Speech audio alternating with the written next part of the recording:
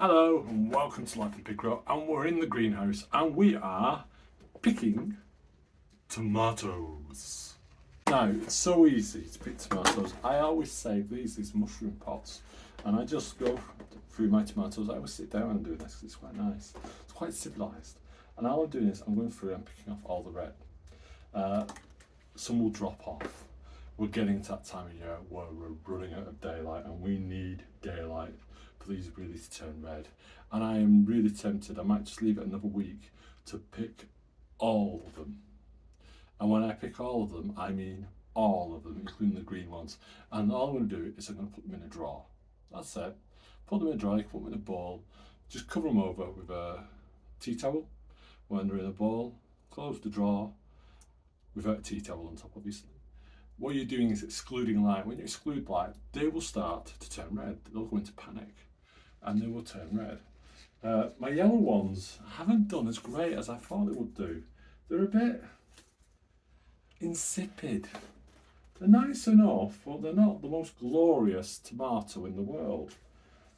And that's a real shame. And I'm looking through now and I've got a lot of green. I've got an Anis Noir back at the back and it's not ready.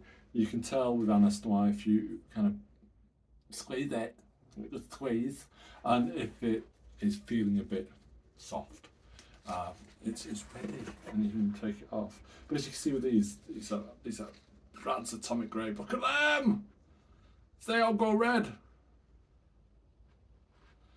But we can hope, can't we? So one more week, and if the temperatures drop below 5, the whole lot's coming off. There's no denying it, and they'll go in a drawer.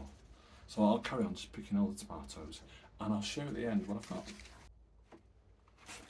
Oh, so sit back down again. Just noticed I've got some monster courgettes on this side, but this is the great thing. Ta-da!